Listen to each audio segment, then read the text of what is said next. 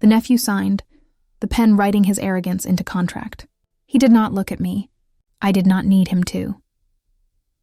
After, on the steps, a reporter too young to be that hungry pushed a microphone toward Mateo's mouth.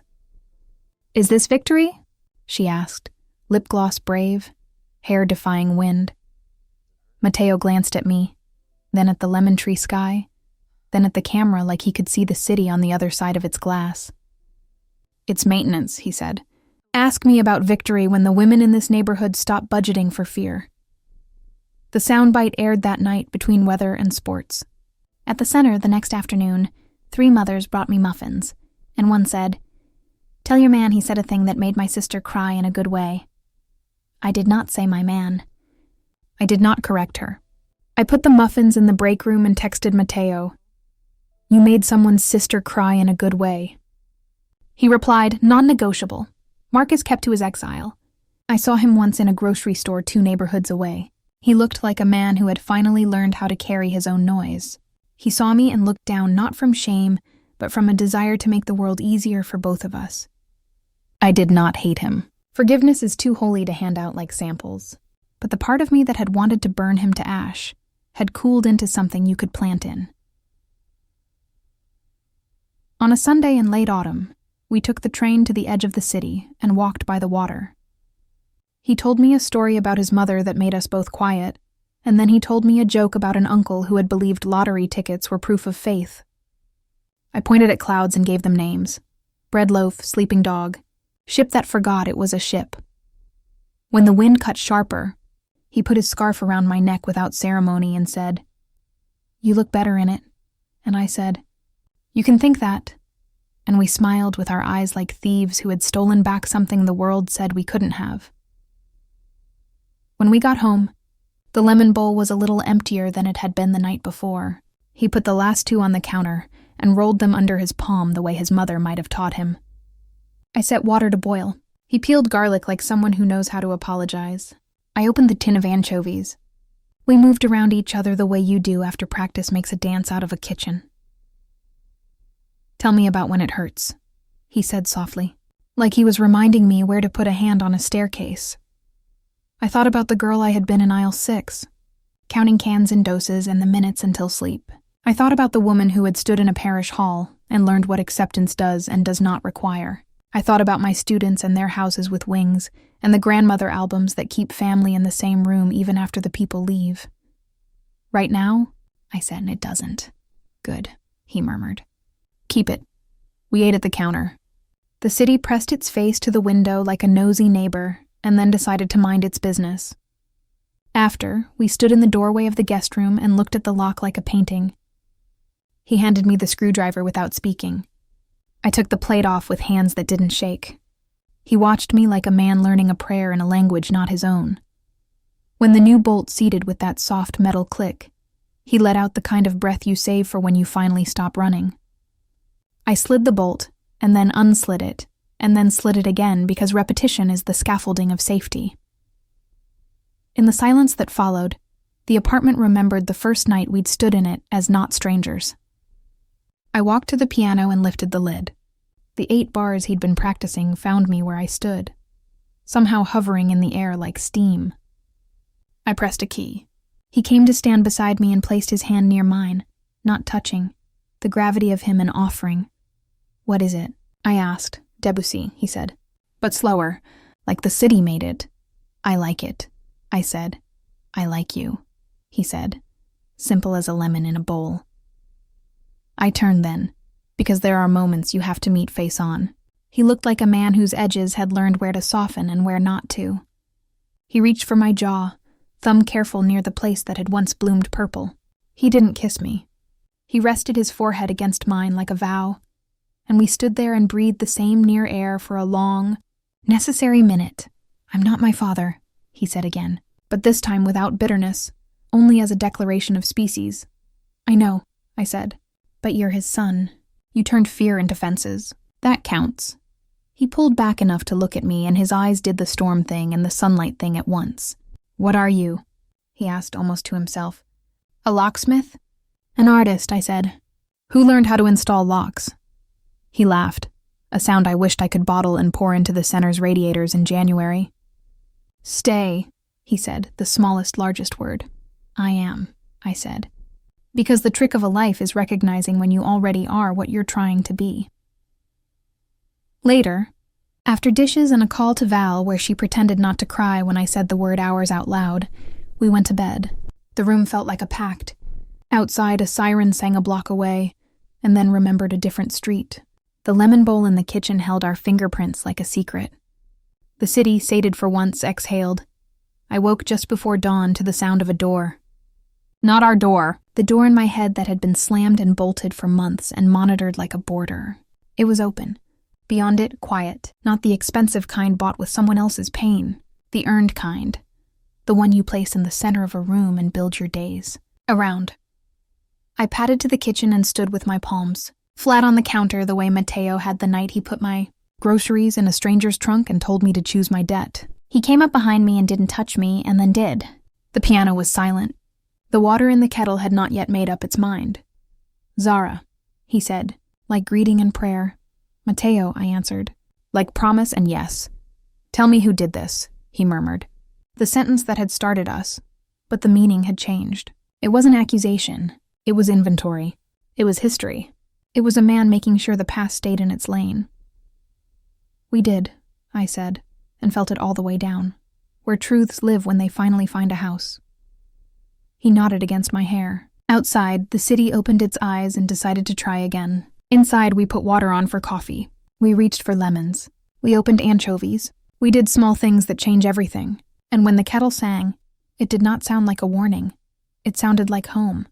The morning after the kids' show, the city wore that washed face it puts on after it finally cries. The phone on the nightstand blinked once. The discreet light of a message from the part of our life that didn't like to speak in daylight. Noon. St. Lucia's Hall. "Witnesses present. Dress like you belong." I showed the text to Mateo. He read it with the calm of a man who had expected noon in St. Lucia's and witnesses.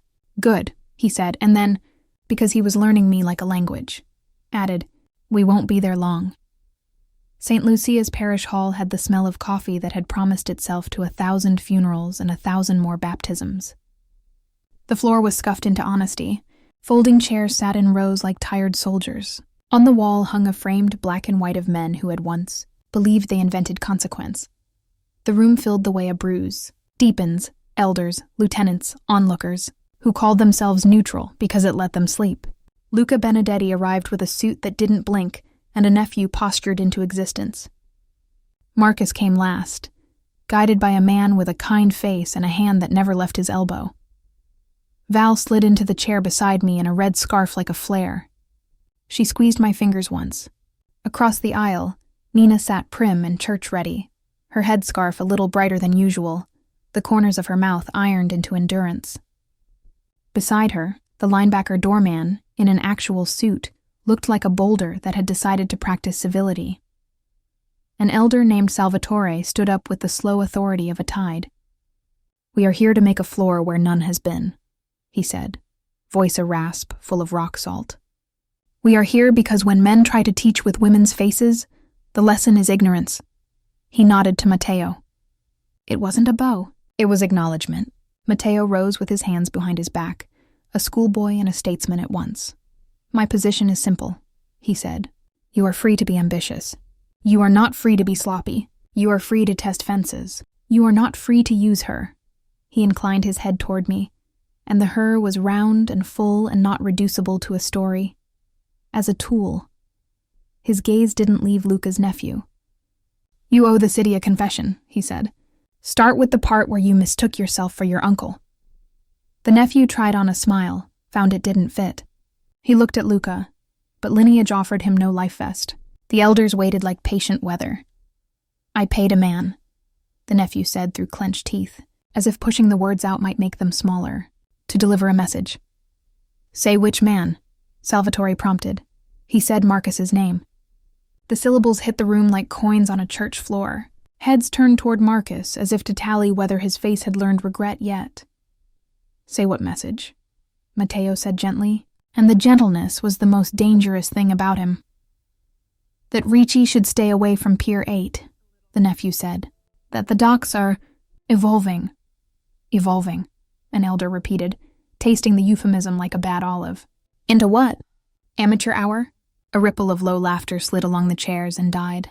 Luca's jaw tightened. He looked older than at noon.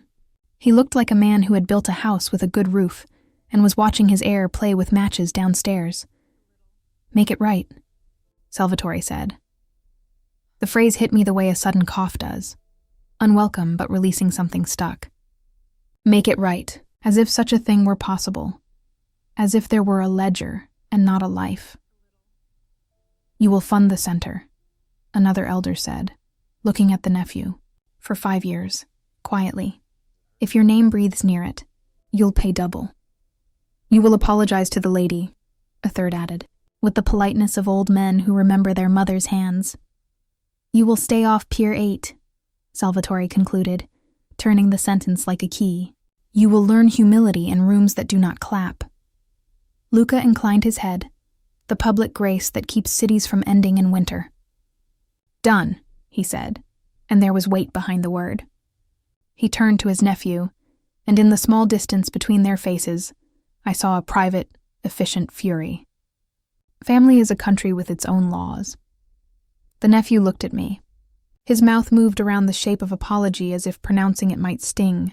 I'm sorry, he said finally. It wasn't ornate. It didn't beg for redemption. It sat in the air like a chair. Sturdy, unavoidable. I accept that you said it, I replied, because some things aren't mine to forgive, and I had learned the difference. Salvatore nodded, satisfied with my phrasing. He turned to Marcus. As for you. Marcus lifted his chin the way you do when you know the blow is coming and you plan to keep your teeth. You will leave, Salvatore said simply. Not the city, your old life. You will work where there are time clocks and uniforms. You will keep your head down. If you are seen within 6 blocks of her address, we will consider it a confession. Exile by 1,000 small cuts. A life made narrow. I didn't rejoice. I did not mourn. I listened to my own body and found at last a quiet that wasn't bought with anyone's pain. Matteo sat. The elders murmured things that sounded like put it to bed. Val loosened her scarf like a victory and a reprieve. Nina wiped one eye as if some lemon juice had behaved badly. When we rose to leave, the nephew muttered something, an exhale that might once have thought itself a threat. Matteo stepped close enough that only 3 of us could hear. You thought you were teaching me, he said softly. I learned what I needed. I hope you did. He didn't wait for an answer. He took my hand, not to lead me, not to claim me, only to place it where his steadiness could be borrowed, and we walked out of St. Lucia's with our heads level, the parish hall breathing us back into afternoon. Outside, the sky was that gray blue that flatters stone. A cluster of neighborhood women, eyes like doorbells, ears like antennas, watched from the church steps. One of them, hair silver under a scarf patterned with tiny cherries, looked at my face and then at Matteo's and clucked softly, a sound that translated to, be good. He nodded at her with the respect due to a general. In the car, I let silence be simple. Matteo didn't turn on the radio. He didn't check his phone. He drove like a man guiding something valuable on a plate. Do you feel done? He asked finally, eyes still on the road. I feel unafraid, I said, testing the word the way you test a bridge. That's new. Keep it, he said. I plan to. We stopped at a market no one would associate with us, the kind of place where the tomatoes are too proud and the cheese labels are stories.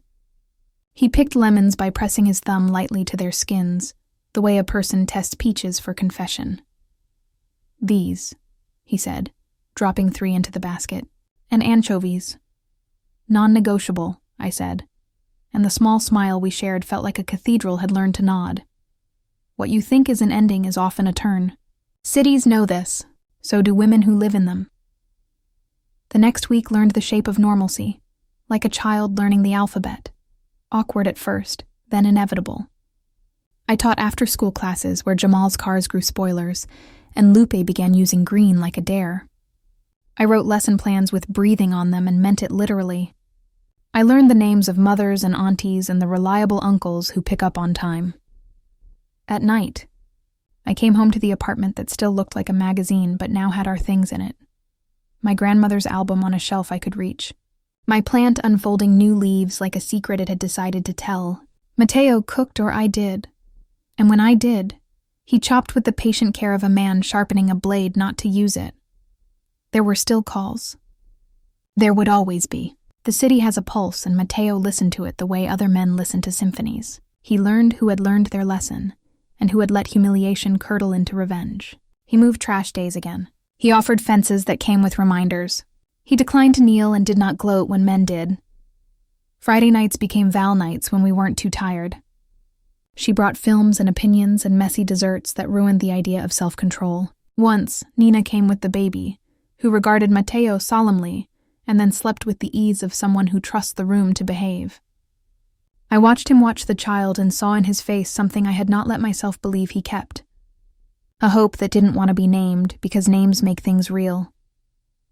I took the lock apart one night just to put it back together. He laughed when he realized what I had done, but it was the reverent laugh you give to a ritual, not the tease you give to a tick. Again? He asked. Always, I said. We didn't say I love you. Not because it wasn't there, because it was arriving in the room without our help, and we had both learned to respect arrivals.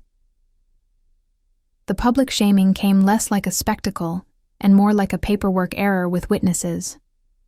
A week after St. Lucia's, a handful of men with ledgers for expressions sat at the front of a union hall. The nephew arrived without the armor of a suit and looked what he was, young, talented at being the wrong kind of brave. Luca stood beside him like a man who planned to let his silence work. There were questions. There were numbers. There were the quiet humiliations that make reputations learn to sit. The nephew's name slid through sentences with the soft ache of a bruise being pressed. At the end, Salvatore said, "You will sign here," tapping a line on a document with a finger that had once broken a jaw. "And you will remember that the docks are a place for the city to eat, not for boys to play." We let Zara go. Mateo looked around the room like a man admiring tile. Then he turned his gaze back to the men and put his hands behind his back like a schoolboy being scolded. "Kneeling isn't in my vocabulary," he said. "But bargaining is." "What do you have to bargain with?" The man asked, smirking. "A future you haven't ruined yet," Mateo said, and set a folded paper on the counter with the same calm he used to set down a lemon. "Shipping manifests for Pier 8. Luca's nephew has been creative with inventory." The man stopped smiling. "I like creativity," Mateo continued. "I admire ambition. I hate sloppiness." He tapped the paper once. "There are 5 copies of this. 4 have already learned to walk to people who know how to read. The 5th is a souvenir. You think the old men care about manifests?" The other man said, but his voice had lost half an inch of height. "I think they care about how embarrassing it will be when the papers learn the word Benedetti in a context that sounds like amateur hour," Mateo said lightly. Silence. The room smelled like metal and dust and lemon oil from a rag used too long ago. "Let her go," the first man said to the second without taking his eyes off Mateo. "Album 2, Mateo said. And that was the part that made me stupidly want to cry. The man behind the counter slid the album over with 2 fingers. I put my hand on it like I was taking an oath. "Don't mistake this for mercy," the man said, voice flat now. "I never do," Mateo said. "I keep it in a separate folder." We left. On the sidewalk, the air felt like it had been watered. Mateo didn't touch me. He didn't ask me if I was okay. He just walked 1 step behind and to the left, the way a bodyguard does in a movie. We turned the corner, and he exhaled in a way I had not heard from him before, a sound like a laugh that had considered becoming a groan, and then decided to be neither. "You left a note," he said finally. "You told me to," I said. "About walls." He nodded once, accepting my argument in full. "Good," he said, and the word made me feel competent and foolish all at once. "I needed the album," I said, lifting it like evidence that I had not been entirely insane. "You needed closure," he corrected. "The album was the key you knew would fit in the lock. Are you angry?" I asked, because I had been waiting for the storm, and it hadn't come. And sometimes you want the thunder to prove you were brave to stand outside. I was, he said. In the shop for a moment. Then I pictured you at the kitchen table with that face you make when you get an idea about a child who draws the same house over and over, and the anger had nowhere to go. I swallowed. You pictured me? All the time, he said, as if admitting to breathing. We walked in silence for a block. Then he said, conversationally, if they try again, I will be less charming. They will, I said, because men who just learned they'd been spared mistake it for license. He smiled without humor. Good, he said. I'm in the mood to be educational. I started at the center on Monday. Kids came in hungry for snacks and for attention, underfed on both. I set out paper and rules and exceptions to rules. I told them the anchovy story and made it a parable about small things changing the flavor of everything. At lunch, I ate on the back steps with the other staff. The director, Maya, sat beside me with a face the world had not yet learned how to deserve. I don't know who your donor is, she said. But if you ever see them, tell them they bought time.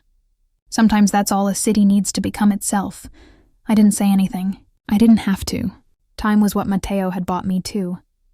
When I got home, Matteo had taken off his shoes by the door like a polite intruder. He looked at my face and found what he was looking for there. He didn't ask about the day like a man who needs to own it to care about it. He handed me an orange instead.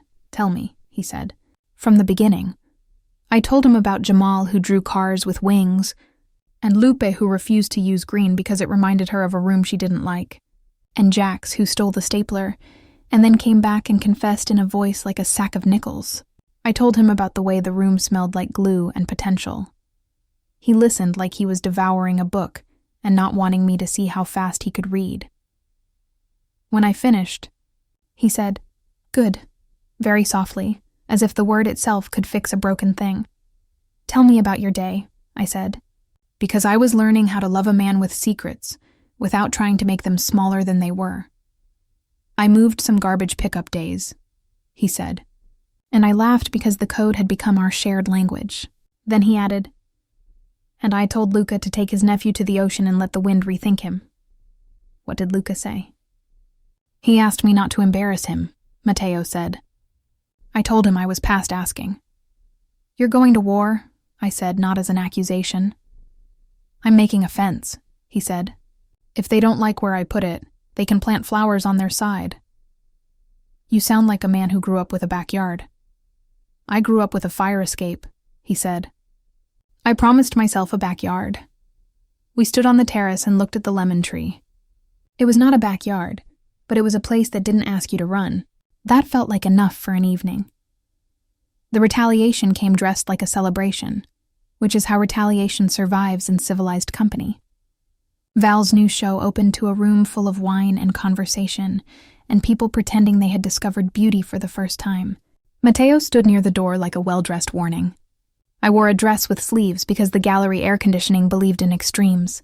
It started small, lights flickering, then going out, then coming back with a stutter. Someone laughed.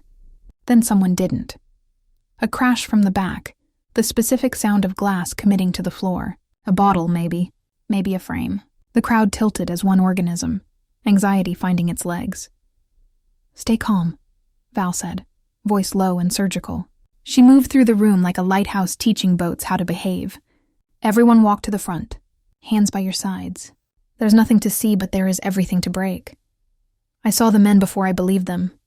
2 of them, baseball caps forward like a uniform, throwing a table with a flourish that made it look like theater. Matteo didn't run at them. He didn't roar. He stepped between them and the crowd with his hands in his pockets like a parent deciding whether a tantrum deserved nobility. He said one sentence in Italian in a voice that would have made a saint apologize. The men faltered.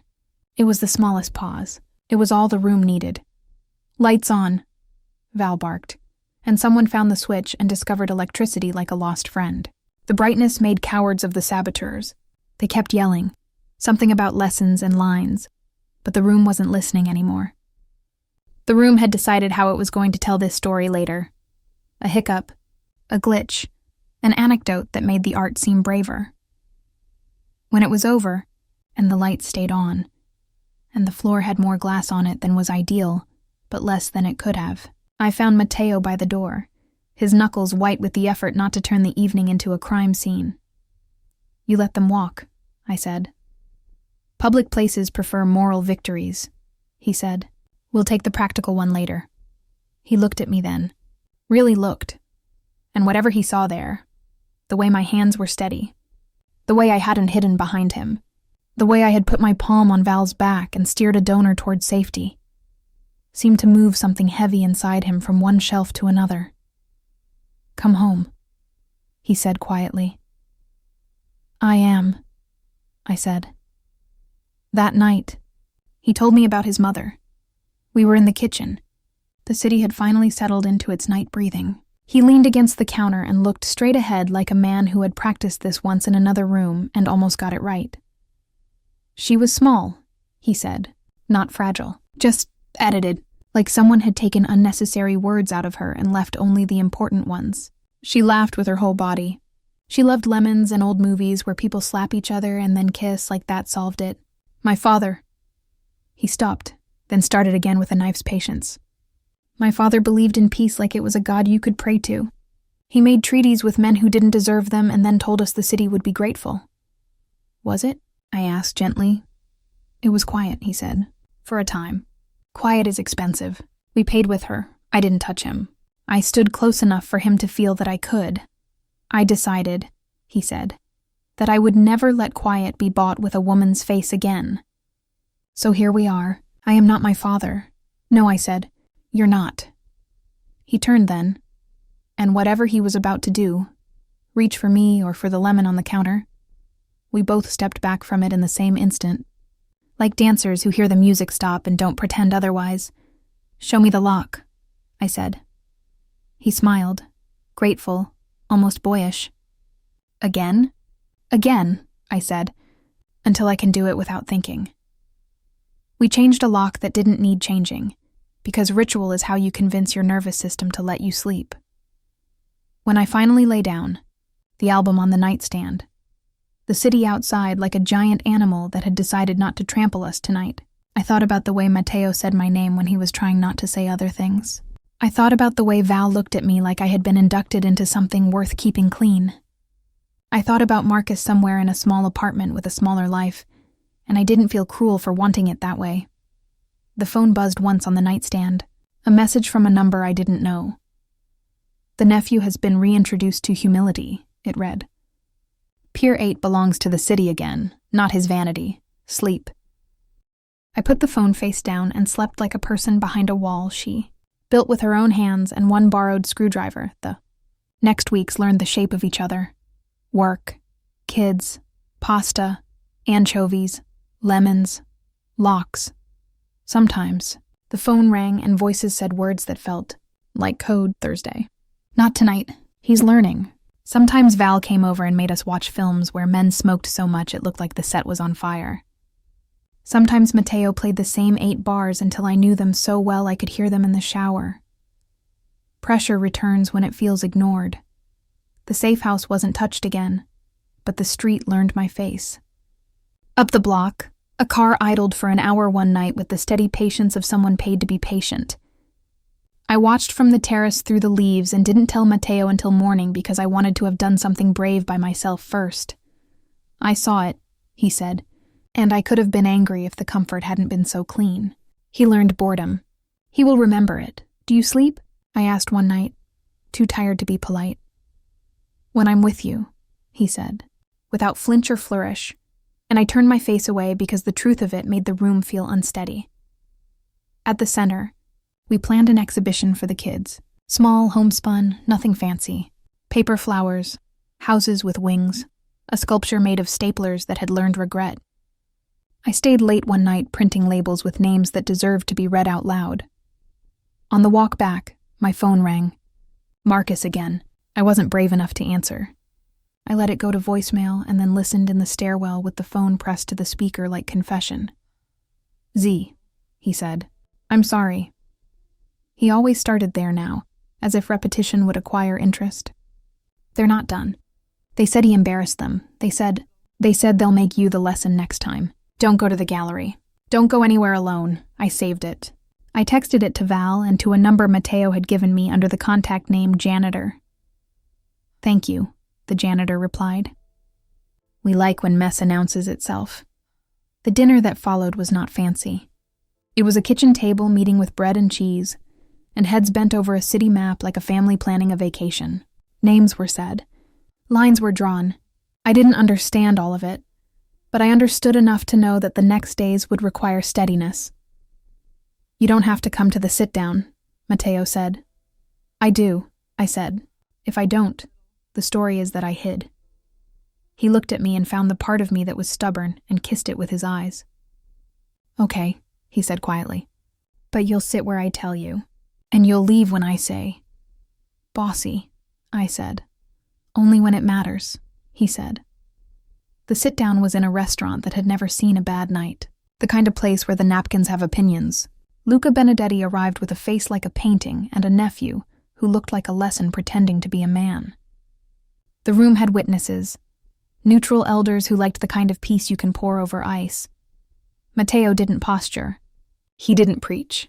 He told a story. In my neighborhood, he said, we teach the boys early. You do not make points with women's bodies. If you do, the points belong to me. He nodded to a man by the door, and Marcus was led in, not cuffed, not dragged, just ushered like a guest who had worn the wrong jacket. He looked smaller, or maybe I looked larger. He stood beside Luca's nephew and did not look at me. Tell them, Mateo said, not unkindly. Marcus swallowed. I took money, he said. To make a point, not to hurt, to scare. I said yes because it was simple. It's not simple now. Whose idea? An elder asked, voice calm, the way a river can be calm and still drown you. He said the nephew's name. The nephew went still. Luca closed his eyes like a man listening to a song he'd hoped never to hear. The elders nodded, satisfied not with justice but with order. You will leave the docks alone, one said. You will apologize to the lady, another added, as if manners could glue a broken teacup. You will make donations to the center, a third said, practical. Large enough to feel. The nephew opened his mouth, pride swelling like a stupid bird. Luca put a hand on his arm and squeezed, until lineage remembered what it owed the present. I'm sorry, Marcus said to me, and it was the first time it sounded like he meant it for me, and not for the version of himself he missed. I hope so, I said, and I meant it like a benediction that had requirements. When it was over, when the napkins had been folded, when the elders had congratulated themselves on having kept a city alive another season, Mateo walked me out into air that no longer smelled like theater. It's done, he said. For now, I said, because I had learned, he nodded proud. For now. Denouement, the slow kind, the kind you taste and then miss. The kids' show at the center was a small miracle. Jamal's cars wore halos. Lupe used green and then laughed at herself so hard we all did, and the room let go of a collective breath it had been holding since I'd walked in on Monday with hope in both hands. I named the exhibition Anchovies Are. Non-negotiable. The plaque made people laugh, and then think, and then ask me why. I told them the truth. Small things change everything. Mateo came late, like a storm that decided to be rain. He stood in the doorway and watched like a man observing a ritual he didn't grow up with, but had learned to love. He didn't make it about him. He didn't even let the donors thank him because the donors didn't know. He looked at the stapler sculpture like it had personally redeemed him. When I finished walking a grandmother through Jamal's car with wings, I turned and found Mateo looking at me with something in his eyes I was finally ready to hold without dropping. Home? He asked, the word small and not small at all. Ours, I said, and it landed like a key in a lock. I had changed myself. We walked back through a city that had not become a different city, but had agreed to let us belong to it. The night was the kind that forgives past nights. In the kitchen, the bowl of lemons waited like a joke that had become a tradition. He put one in my hand. I put another in his. We set them down together, and it felt like a vow nobody had to write down to keep. He touched my face then, very lightly, the way you touch a book you've finished, but plan to read again. Tell me when it hurts, he said, not as a demand but as a permission. "I will," I said, and believed myself. When we turned toward the hallway, toward the room with the lock I could change in the dark now, the piano was quiet, as if even it knew when to let a city rest. He folded himself into the chair across from me and laced his fingers the way a man does when he's either about to pray or make a case. "You did earn it," he said. "By showing up, by being good, by not letting men decide whether you belong in your own life." I stared at him. "You say things like you're writing them down." "I am," he said. "In here." He touched his temple with one finger, and I had to look away because I was not ready to be seen that carefully. 2 days later, the center's director called me with a voice that sounded like the moment a roller coaster doesn't crash. "A private donor stepped up," she said. "We can pay you. We can pay everyone. Can you start Monday?" "Yes," I said, and when I hung up, I turned slowly to find Mateo leaning in the doorway, like a man who does not need thanks. "Thank you," I said anyway, because my mother raised me right. He nodded once, accepting it the way a man accepts a glass of water. Necessary, not indulgent. "You'll be very good there," he said. "Stop saying things like that," I said, half laughing. "Like what?" "Like you know the ending." He shrugged. "I don't," he said. "I only know which ones I'm willing to pay for." We argued that night, because a day with too much relief in it needs somewhere to put its elbows. "You can't fund my life behind my back," I said, hands moving like I was conducting a small orchestra of indignations. "You can't just adjust the world and then hand it to me like it was always shaped this way." He listened. It was infuriating and beautiful. "I can," he said calmly, "but I won't if you tell me not to." "I'm telling you." "Good," he said, and that should have been the end, but I was still an engine of feeling. "Do you even know how to not fix things?" I asked, and the question came out darker than I meant it to. He walked to the sink, turned on the tap, let water run until it was very cold, and then filled a glass and put it in my hand. "I know how to watch someone I care about fix them herself," he said. "It is harder." I drank the water because it was cold and because it was a peace offering wrapped in physics. "I still want to know when it's you," I said. "When you're funding a miracle. When you're making a call that moves a wall." He considered, then nodded. "Deal," he said. "You'll know." We shook on it, like children making promises in a backyard. His hand was warm and steady, and I had to step back before I did something irretrievable. The dinner was Val's idea. A few of Mateo's people, she said. Low-key, wine, pasta, art talk, to make the men pretend they had opinions beyond cars. I wore a dress that had lived in my closet a long time, waiting for a night that was equal parts risk and right. The bruise had turned a yellow that matched the lemons on the terrace, and I didn't hide it because it felt like lying to paint over history. They came in pairs, like animals boarding a ship. There was a man with a face like a kindly bullfighter, and a woman with a voice that made everyone lean closer. There was a kid who couldn't stop checking his phone, and an older man who looked at me like he was measuring whether my presence tilted the table. When he said, "So you're the girl," I put my fork down slowly and let the room go quiet around it. "I'm a woman," I said, "but I'm sure you'll get there." The table breathed out, relieved, then delighted. Mateo said nothing, but the corner of his mouth did something that felt like the sun finally hitting a shard of glass. We ate. We pretended normal. We succeeded for almost 3 courses. Then the older man, the one with the measuring eyes, leaned back and said, "Forgive me if this is forward, but are we sentimental now, Mateo? Is this a story with a moral? A boss and his black-eyed girl?" The room tilted. Val's hand went still on her glass. The kid looked up from his phone like a prairie dog. Mateo didn't bristle. He didn't posture. He wiped his mouth with his napkin and set it down very neatly beside his plate. "No," he said. It's a story with a warning. To whom? To men who mistake my care for weakness, he said. And the way he said care made the word sound like a blade he kept honed for special occasions. The older man nodded once, not cowed, but reset. Then we understand one another, he said, and the air returned to its regular oxygen content. After they left, Val hugged me with her whole body.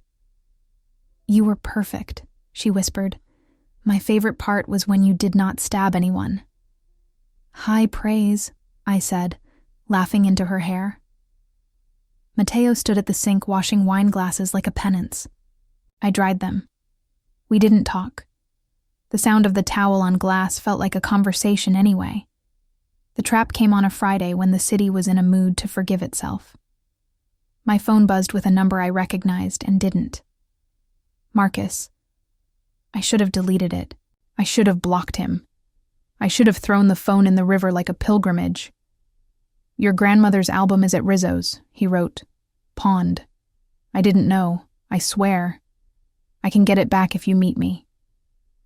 My stomach moved in a way that was not hunger.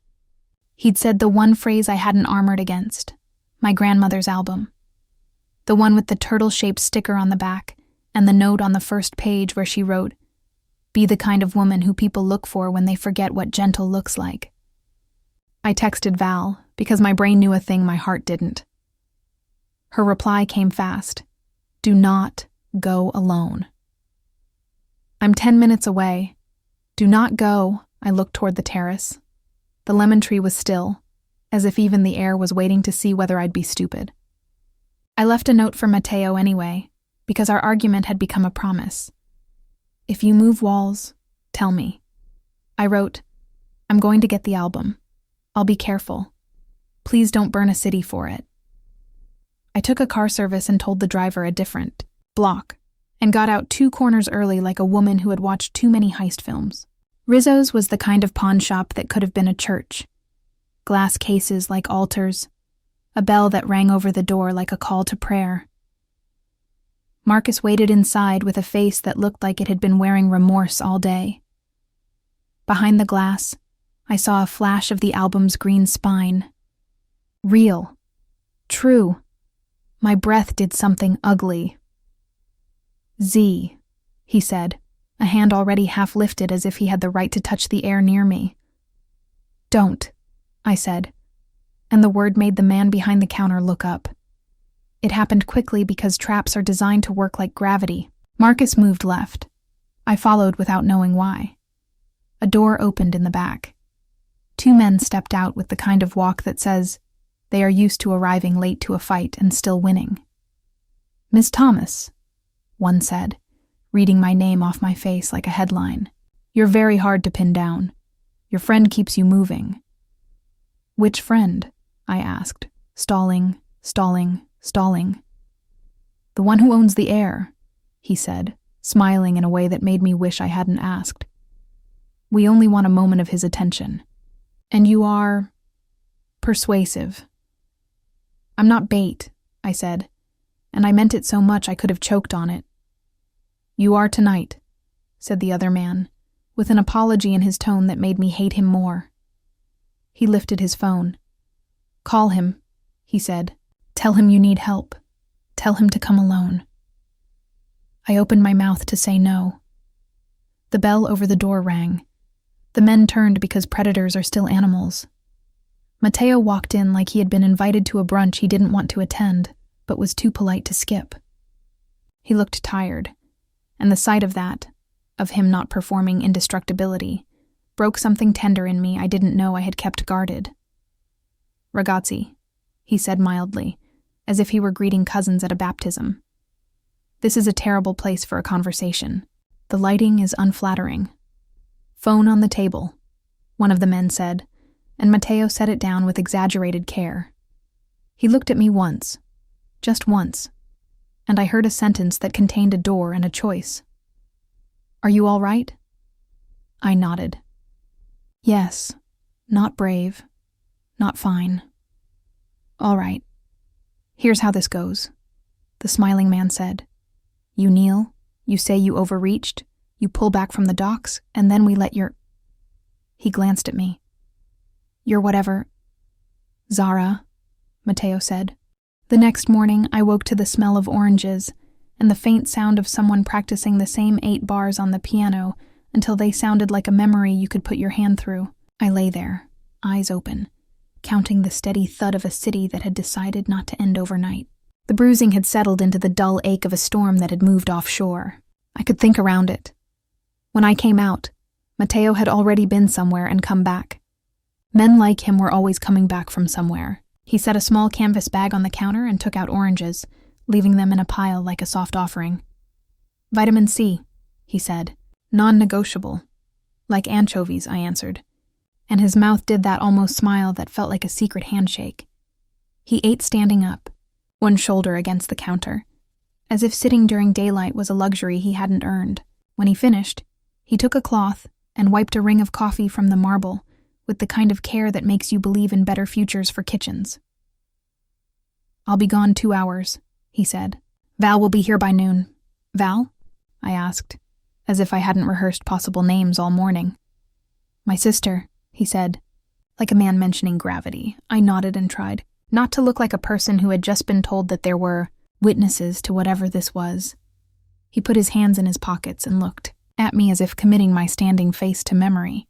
"The clinic faxed the paperwork," he said. "Nina has it in a safe. You don't need it until you need it." "And where are you going?" I regretted the question immediately. The way the vowels came out like I was someone entitled to answers. He didn't punish me for asking. He tipped his head, a quiet concession. "I'll be doing inventory," he said, and the gentleness in the euphemism made me feel both protected and complicit. "On what?" "The mess in my city." He left. The door made the softest noise. No slam, no drama, just a room teaching itself how to miss someone. I put on coffee, opened the bag of anchovies, and set out a cutting board. If you want a life to belong to you again, you start small. You make breakfast and then you wash the pan. You take a shower and use the good soap. You send an email to your boss that says, "I need a week," and you don't apologize. You text your sister in Atlanta exactly 3 sentences that balance truth and mercy. "I'm safe. I'll call tonight. Kiss the twins." At 11:43, the elevator delivered a woman who looked like the kind of person you tell things to in galleries. She had a dark bob and a bright scarf, and a ring that was probably inherited and never cleaned. She stepped into the apartment like it was a studio, eyes wide, already collecting light. "You must be Zara," she said, her mouth tipping up in a welcome that didn't ask me to perform anything I didn't have. "I am," I said. "You must be Val." She shook my hand like a dare. "I am. He told me to be nice," she said, rolling her eyes. "He forgets I came installed that way." I laughed before I decided to. We ate pasta at the counter like sisters. Her talking about a show she was curating, artists who made miracles out of paper, and me telling her about the time my grandmother cut flowers out of old magazines and taped them to our apartment wall in winter so we'd remember how spring felt. "He won't tell you this," Val said, twirling spaghetti like she had invented it, "but he's different with you already." "I've been here a day," I said, but my face felt hot the way a room feels right before good news. "He's been watching his mouth," she said, and that should have been funny. Except it wasn't because it felt like a man with a sword carefully putting it down before sitting beside you. She rinsed her bowl and then looked at me with the frank appraisal of an older sister. "You sleeping?" "Yes." "Eating?" "Yes." "Breathing?" She put her hand on her own chest and inhaled like she was modeling how. I followed. It helped more than I thought it would. When she left, she took a lemon. "For luck," she said, tucking it into her bag like contraband. The message to Marcus didn't come like thunder. It came like a clerical error that refused to resolve. His car disappeared first. Not stolen, repossessed. The company had questions about new missed payments that had never been missed before. His boss called him into an office with a view and came out alone, the door opening on a wind that smelled like cardboard boxes. That afternoon, a man named Vico sent me a photo of a folded piece of paper on a barber chair. Inside was a single word. Enough. I showed Mateo the photo when he came back. He studied it and then handed it back. "Tidy," he said, with the same satisfied tone he'd used the night before when the anchovy sauce emulsified properly. He didn't gloat. He didn't make the moment about how right he could be. He just nodded as if a small corner of the world had agreed to behave. "That's it?" I asked, suspicious of such quiet justice. "For men like him, humiliation is a better teacher than pain," he said. "Pain you can blame on someone else. Humiliation you have to carry with your own hands." He made us salad with oranges and fennel shaved so thin I could see the light through it. He had me toss it, and I pretended it was because he was letting me help, and not because he liked to watch my hands. Later, when the sky turned into the bruised color of my cheek, I told him about the job I'd left at the community art center, the after-school program where we kept the scissors in a jar labeled sharp and the crayons in one labeled plenty. "They'll take you back," he said, not like a hope, but like a phone call he'd already made. "I don't want special favors," I said, and it came out too hard because I was angry at my own desire to let him fix the world on my behalf. He tilted his head, a man examining the framing on a portrait. "It's not a favor if you're the best one for the work." "What if I'm not?" "Then we'll make you better," he said simply, and the word scared me more than it should have because I wanted it so badly. 3 days later, I was ready to believe in a future I could reach without running. I had a new toothbrush in his guest bathroom, and a plant that liked the light here even more than it had liked the sill in my old apartment. I had a note on the fridge in my own handwriting that said, "Milk, lemons, anchovies." Then the city knocked, not loudly. Not with sirens, with the kind of knock you hear on a door in a movie, when you know the person on the other side doesn't plan to wait for an answer. Mateo's phone vibrated on the counter once, twice, an impatient insect. He glanced at it, then at me, and whatever I saw in that second was the opposite of panic. It was a man moving a chess piece he had expected to move. "Go to the guest room," he said quietly. "Lock the door." "What is it?" I asked, already moving. "Someone stupid trying to be brave," he said, and it should have sounded arrogant. It didn't. It sounded like a weather report. I locked the door and put my ear to the wood like a child. I heard voices, low, male, the sound of a threat being converted into a negotiation. Then footsteps leaving, then silence. Then the sound of Mateo's knuckles on my door. The same pattern he'd used when teaching me the lock. 2 short, 1 long. "It's done," he said when I opened. "Pack a small bag. We're changing addresses for a bit." "What happened?" "They didn't ring the bell," he said. "I don't like that." "Who?" "Benedetti nephews who think that lineage is talent." "Is this because of me?" I hated that my voice found the smallness before the strength. He didn't lie. I loved him a little for it. "Partly," he said. "But they chose you because of me." The new place was a brownstone with a lemon tree on a back terrace, and a railing that had been painted recently enough that it still smelled like decision. The inside was all soft edges and books. No piano. A kettle that boiled so fast it felt like a magic trick. On the coffee table, a deck of cards with a woman on the back who looked like she knew more than she said. "Whose is this?" I asked. "A friend," he said. "He keeps it for when friends need it." "Do you have a lot of friends who need it?" "More than I want," he said, and he looked past me toward the terrace, not to avoid the question, but because the lemon tree had just accepted a breeze, and he liked how it looked. Val arrived like weather, carrying a tote bag that could have held a small planet. She walked the rooms, checking windows and closets like a cop disguised as a curator. When she was satisfied, she made tea and sat me on the couch and taught me how to breathe again, just in case I'd forgotten since this morning. "They're not going to get near you," she said, not as a threat, but as a given. "I hate that they tried," I admitted. "Not because I'm scared, though I am, but because they made me part of a sentence I didn't want." Val smiled like she'd been waiting for me to say that. "Welcome to the family," she said. "In this one, we rewrite the sentences." I got an email from the community center on a Tuesday morning that tasted like hope. Our grant had fallen through. The language was a polished apology with numbers that said, "We believed in you. We can't pay you." I sat at the kitchen table with the laptop open. rereading the part where they still wanted me. Funding pending. The lemon tree threw shadows across the floor like affectionate hands. Bad news? Mateo asked, pouring coffee into the mug I'd already stolen. The grant, I said. It died. Then we resuscitate, he said, and I hated and loved how easy he made it sound. He saw it on my face and his mouth softened. No strings, he added. If the center wants anonymous angels, we can be a choir. I don't want choir, I said. I want a job I earned.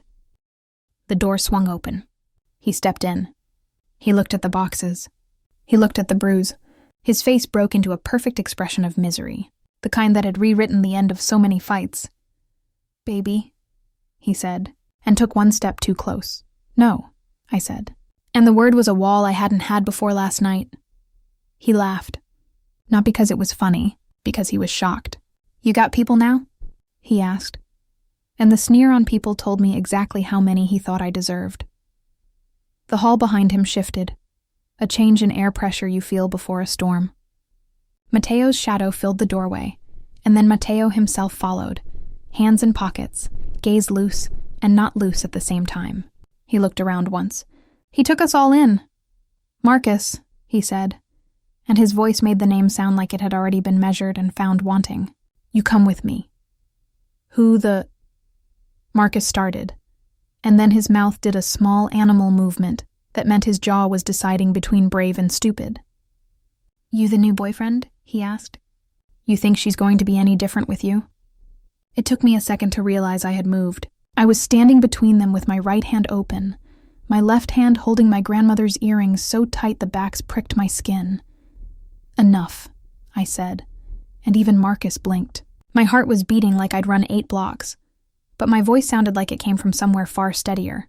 I'm leaving, Marcus. Donate the couch. Keep the plates. I don't want them. His face crumpled, rearranged. The words he chose were stupid and familiar. You can't do this to me, he said. Mateo laughed once, low and incredulous. He moved closer with a grace that made space feel like a weapon. She's not doing anything to you, he said, and there was no heat in it, only fact. You did this to yourself. Who are you to... I'm the man who will make your world very small if you breathe in her direction again, Mateo said, still calm. You'll go to work and come home. You'll learn how to be alone with your own noise. You'll keep your hands to yourself and your mouth shut. If you don't, you won't like how creative I can be when I have a principle to enforce. Marcus looked at me then, not at Mateo, and for the first time since this began, I didn't drop my eyes. I let him see what I had brought into the room with me. The part of me that had learned new words for no, the part that would remember this exact minute when the balance shifted. You think he's going to save you? He asked quietly, as if we were back at the beginning, that first night, when promises were still easy. I don't need saving, I said. I need you to be done. Something in his face tried to sneer and couldn't find the muscle. He swallowed. He looked at Mateo. Then he took a step back and another. He closed the door more gently than I'd ever seen him do anything. Nina exhaled like she'd been underwater. She squeezed my hand once, quick and fierce, then tilted her chin toward the last box. Come on, she said. We're almost finished. Outside on the street, the day broke properly. Mateo set the boxes in his trunk and then turned to me with a question in his eyes he didn't ask. I'm not going back, I said before he could say anything like, you can if you want. I can't. Good, he said simply. Then come with me. Where? The word sounded braver than I felt. He slid into the driver's seat and spoke into his phone in Italian. Words slick and exact. The language of a man who wore his history like a well-cut coat. Then he looked at me. Home, he said. I stared. Your home?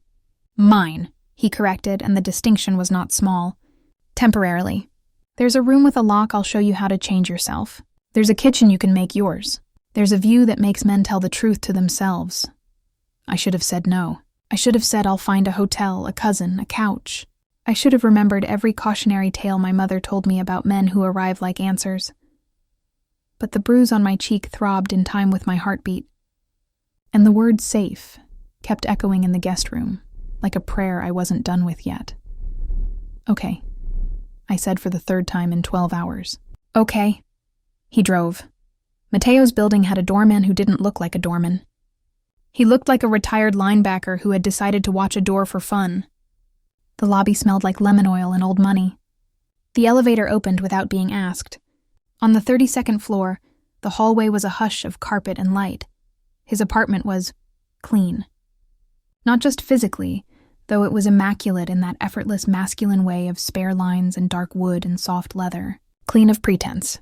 Everything there had a purpose. A long bookcase along one wall, a piano with the lid closed, a table with a bowl of lemons as if the person who lived here believed in brightness and wanted it near. Guest room, he said, and showed me a space with a wide window and a bed that looked like sleeping in a hotel advertisement. He went to the closet, pulled a small metal box from the top shelf, and set it on the dresser. New lock, he said. You'll change it. I'll show you once, but your hands will do it. Understand? Yes, I said, because the lesson itself was already working. He stood there for a second, as if checking that the room recognized me and would behave. When he looked back, his eyes had softened in that way they did sometimes, that made him look like a man who remembered birthdays. You hungry? He asked. I realized I hadn't eaten since the eggs. My stomach answered. He smiled and lifted his chin toward the kitchen. I'll show you why anchovies are non-negotiable. He cooked like he drove. Focused, economical, unhurried. He didn't waste steps or time. He salted the water like a blessing. He melted the anchovies into oil and garlic until they became a dark, savory base that didn't announce itself so much as deepen everything around it. When he set the bowl in front of me, the heat fogged my glasses. Eat, he said. I ate.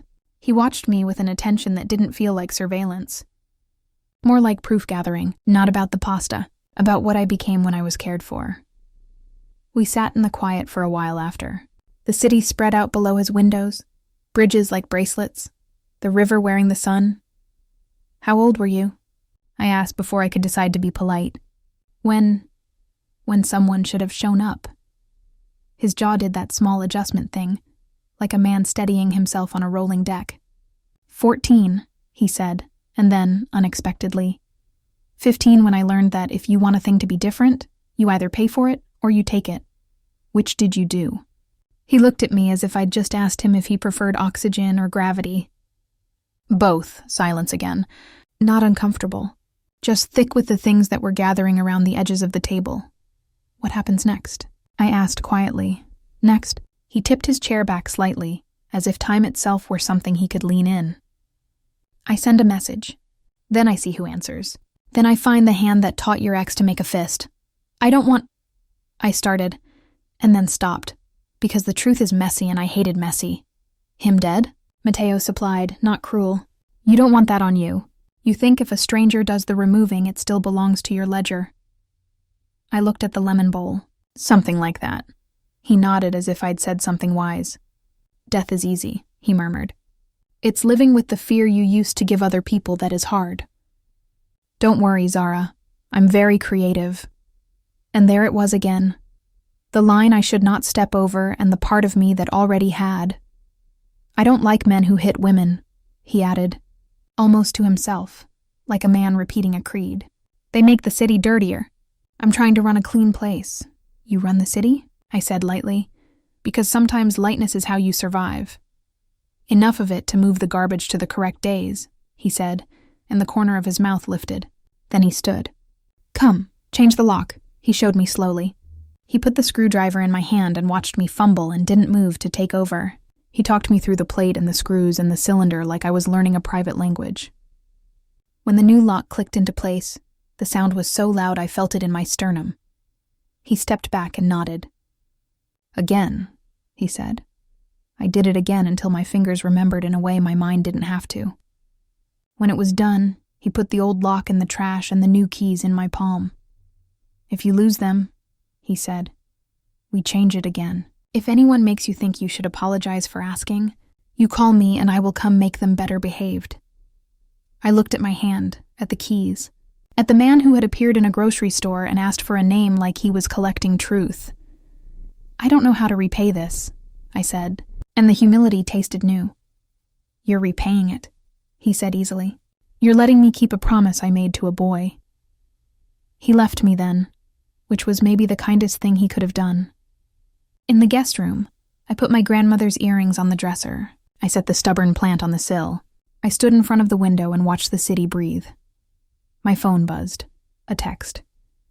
Unknown number. We're even for last winter. Read the message. Vico. You want I should make the cousin disappear too? I stared. Then another text before I could reply. Kidding.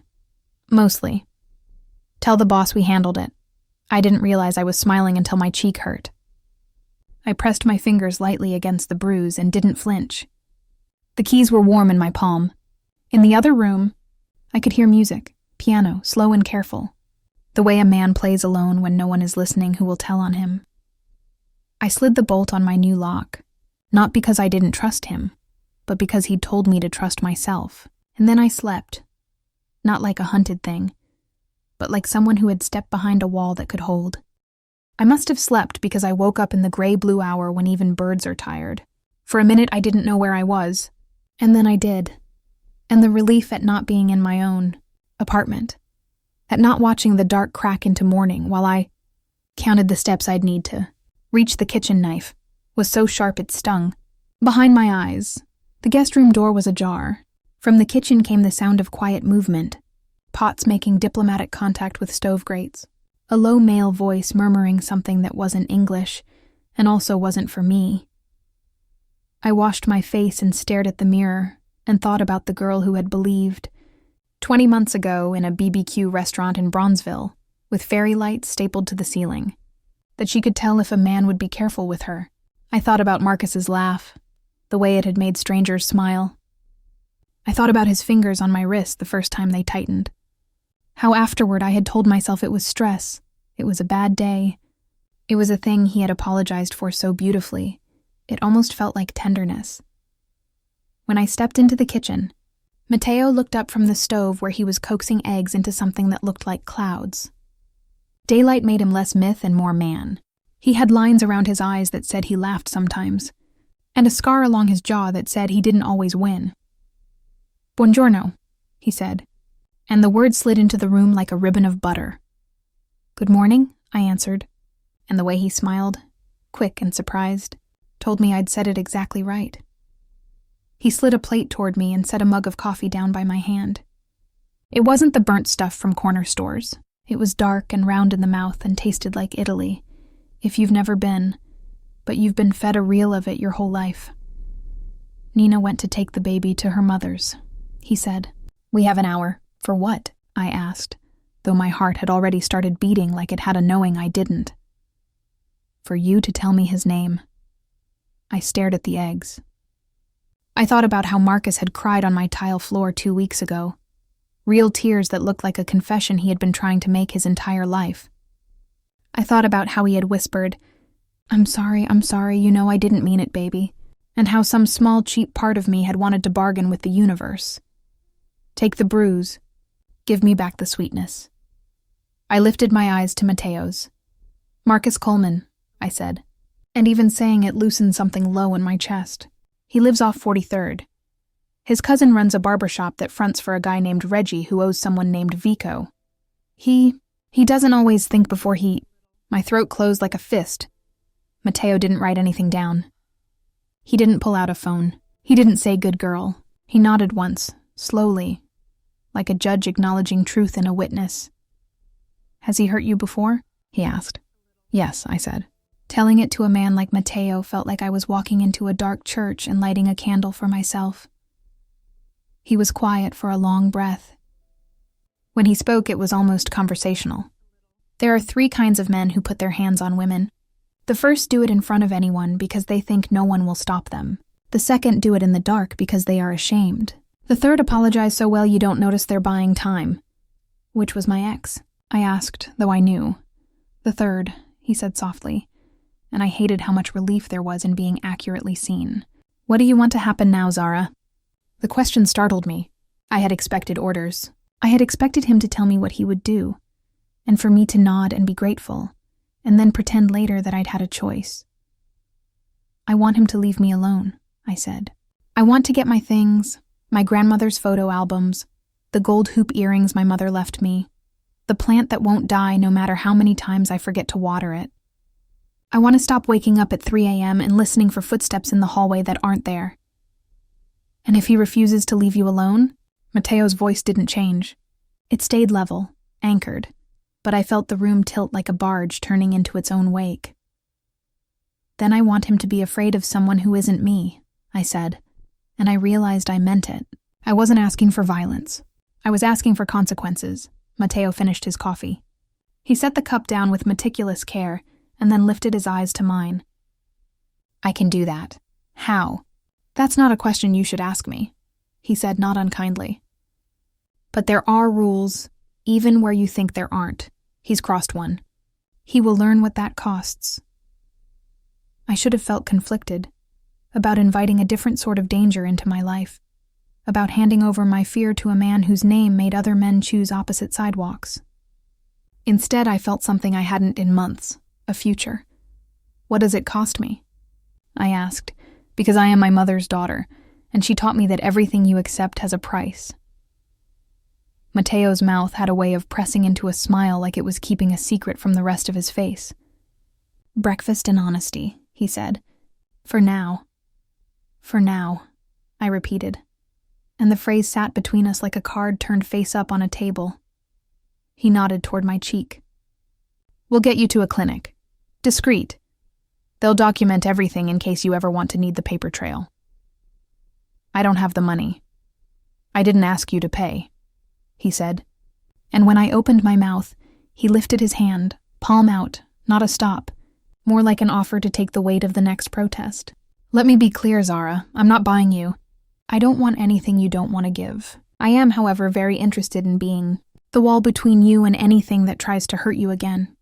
There are sentences that should scare you and don't because the part of you that knows better has already moved to make room. I thought about the wall.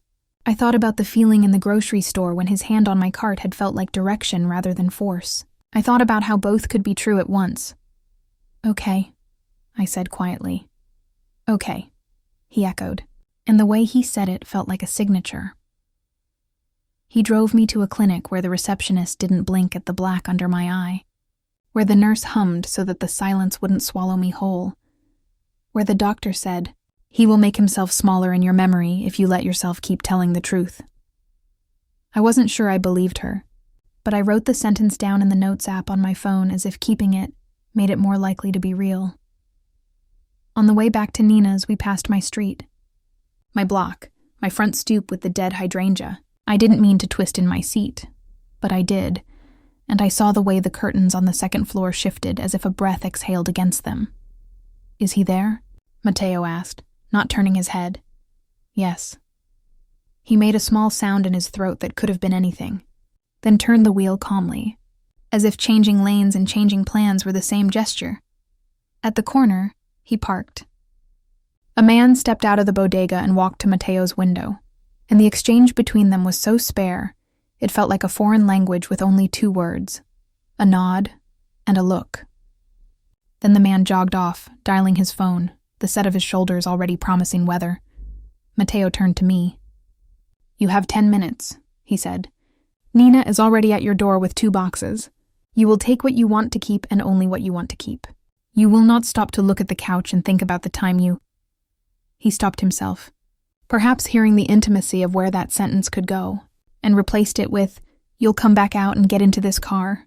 If he opens his mouth, you do not answer. That part is for me. For me. The phrase struck me harder than it should have. I nodded because it was something to do that wasn't crumbling. Okay, he unlocked the doors. I reached for the handle, then paused. Mateo? His name in my mouth tasted like a promise I hadn't made yet. He waited. Why are you doing this? I asked, because the story I told myself about men like him didn't include groceries and clinics, and women named Nina with soft lamps. Something passed over his face, an expression I couldn't read, or maybe didn't want to. And then he said, someone did this to my mother once, and the man who was supposed to stop it didn't show up. He never forgot. Neither did I. The air in the car seemed thin suddenly, the thing in his voice when he said mother had edges. Thank you, I said, and the word felt small and large at once. He gave me that restrained half-smile. "Go," I went. The hall light flickered like a bad omen. Nina already had 2 boxes labeled with a neat hand. Keep and leave. We moved like women crossing a war zone. The albums, the earrings, the plant, the brown sweater that made me feel like a person a little kinder than I am. We were on the last drawer of my dresser, my hand closing around a ticket stub from the movie Marcus and I had seen the first week, when his key turned in the lock. "Z," he called, and the sound of the old name on his new mouth almost undid me. "Z, you here?" Nina didn't look up. 5 more minutes, she said under her breath, a field general disguised as a babysitter. I was comparing prices on canned tomatoes when a shadow fell over me and the world narrowed to a man's breath. Tell me who did this. I knew who he was even before I looked up. You don't live in a city like ours, on the edge of 2 neighborhoods that pretend not to share a border, without learning the names whispered under breath and over boiling pasta water. You learn them the way you learn which blocks to avoid after dark, which bars belong to which uncles, which bakeries deliver the best pastries and the cleanest messages. Matteo Ricci. He wasn't supposed to be at Harrow's Market at 10 p.m. on a Tuesday, not under strip lights that made everyone's skin look like milk left out too long. But there he was. Wool coat open over a black sweater, a storm caught in the gray of his eyes, one hand wrapped around the handle of my plastic cart as if anchoring it, and me, to the tile floor. I didn't mean to flinch. That was the worst part. I'd practiced not flinching for months. I had a whole routine, makeup layered with gentle fingers over my left cheek, a ponytail that pulled the swelling taut, a hood that threw shadows in all the right places, and a tired smile for the cashier that said, "Don't ask." He had asked anyway, "Miss." His voice was low and rough, like it had been filed down by cigarettes and decisions. Closer, he was broader than rumor had allowed. The kind of tall that made tall men go quiet. Forearms like rope under the knit, a jaw that could slice fruit. I realized my hand was still suspended above the shelf, hovering between crushed San Marzano and store brand. I picked the cheaper can because dignity doesn't put gas in your car, and because doing something I decided made me feel less like a thing people did things to. "It's nothing," I said. And it was almost convincing until my mouth tried to smile and the skin pulled and the pain bloomed again. He didn't look at the tomatoes. He looked at me the way an architect studies a building whose foundation is listing. At my eye, at the split near my hairline I'd thought the concealer hid, at the purpling curve where a thumb had pressed too hard. His gaze moved once, slow like a scan. "Inventory taken. Proof filed. What's your name?" he asked. "Zara." "Zara what?" "We're strangers." He shifted slightly, and the long wool coat moved with him like a loyal animal. "We are," he agreed. His fingers loosened on my cart handle but didn't leave it. "And still, I'm not walking away. So tell me now, or tell me after I follow you to the register, to your car, to your street with the flickering light and the dead hydrangea in the pot by the stairs." Air left my chest in a small sound I hated because it sounded like fear, and fear was a language that men like the one who'd done this to me spoke fluently. "I'm not going to hurt you," he added, and the absurdity of that. An urban legend in a cashmere sweater assuring me of my safety in aisle 6 should have made me laugh. Instead, I said, "My ex." He came by my apartment. He was angry I changed the locks. "When?" His eyes didn't leave my face. "Not once. This afternoon. Is he waiting for you now?" "No, I came here to buy tomatoes and pretend your life isn't on fire." "It's my life," I said, sharper than I meant, "because we make a home inside whatever we can defend, and then we call it ours." He considered that for one long beat, like he was tasting the sentence. Then he said, "You have someone to call?" "My sister's in Atlanta," I swallowed. "She's got twins. She can't. I didn't ask if she could help. I asked if you have someone to call, someone who will pick up." He slid the can of tomatoes from my hand, dropped it gently into the cart, and then reached for the flour. "Bread or pasta?" I blinked. "What? Do you bake when you're anxious or boil water and watch it try to decide itself?" "Bread or pasta, Zara?" "Pasta," I said before I could stop whatever this was from becoming something. "Good," he said, and added a package of spaghetti and a small glass jar of anchovies to the cart with a care that made my throat tight. "Anchovies are non-negotiable." A woman pushing a stroller rolled past us and gave him a look she probably didn't realize looked like respect. A stock boy shelved soup in half-hearted loops and pretended he wasn't listening. Over the intercom, a bored voice announced the store would be closing in 20 minutes. Mateo leaned in just enough that I could smell something expensive and clean. Nothing like cologne you'd buy at the pharmacy register. Give me his name. No. He didn't sigh, didn't scold. Just said, almost like a teacher guiding a student to the next line. Because you're afraid he'll find out you told me, or because you still have hope that he will be who he promised when he was gentle the first 3 weeks. Anger rose in me, familiar and useless. You don't know me. I know what a hand looks like after it's closed, he said, and the words hung between us like a warning bell in fog. He released my cart and stepped back. For a heartbeat, I felt unguided, like a boat that had been cut free. Then he nodded toward the end of the aisle. I'll walk you out. I'm not asking, he said. But the way he looked at me softened the command until it felt almost like care, which is how people like him convince entire neighborhoods that fear is simply another word for order. I paid.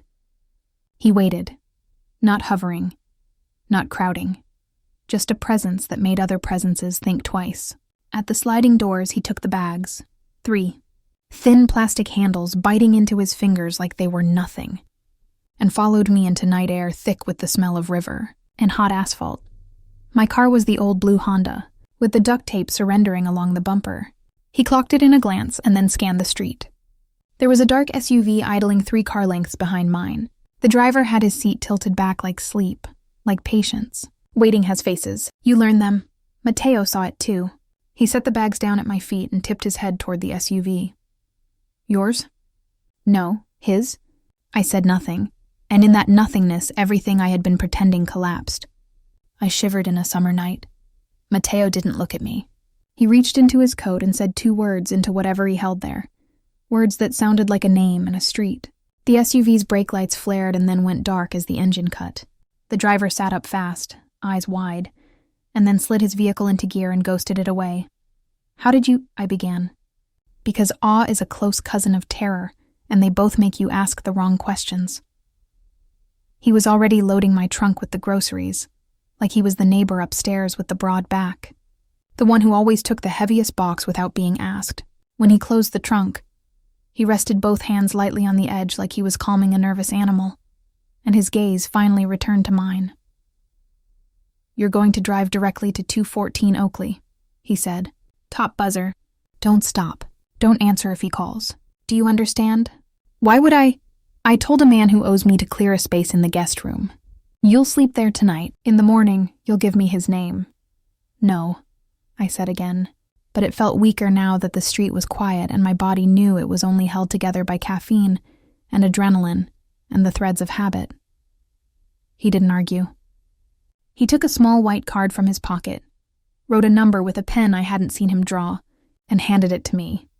If you don't show, he said, if you try to go back to the apartment with locks he has opened twice already, if you sit on the edge of your bed and stare at the door and count to 60 and tell yourself that men get tired the way hurricanes get tired, call me. My fingers were clumsy when they closed around the card. I can't owe you, I said, because debt is a currency, and I had none to spend. You already do, he said, and his voice was almost gentle. I'm only asking you to choose how you'll repay it. The apartment on Oakley was 2 flights up, behind a metal door that had been repainted enough times to hide most of its dents. The hallway smelled like boiling tomatoes and bleach. Mateo had called ahead. A woman with a tired smile and a headscarf buzzed me in and opened the door before I could knock. She had the kind of face strangers confess to in grocery lines. You must be Zara, she said, as if this were the most normal thing in the world. I'm Nina, come in. Shoes by the mat, please. Her place was small but soft, lamps instead of overhead lights, a couch that sagged onto you like an ant, framed photos of people pressed cheek to cheek under banners and balloons. In the corner, a brand new baby monitor blinked green. Somewhere deeper in the apartment, a lullaby played on repeat in a language I didn't know. Do you need ice? Nina asked. nodding toward my cheek without making me feel like the bruise was the loudest thing about me. I'm okay. She studied me for half a second and then didn't argue. Guest room is here. She showed me a tidy square with a quilt and a nightstand covered with small kindnesses. A bottle of water, 2 ibuprofen, a charger cord. On the dresser sat my 3 grocery bags. Someone, Nina, had unpacked the anchovies and the pasta and lined them up like proof that my life hadn't been completely erased. Bathrooms down the hall. You need anything, I'm across, Nina said. My husband works nights. Matteo said... She stopped herself and pursed her lips as if sealing a secret she didn't want to have. He said you're safe here, she finished simply. The word safe made my knees feel unreliable. I nodded because my mouth wouldn't. And when she left, I sat on the edge of the bed and stared at the water bottle like it was a puzzle,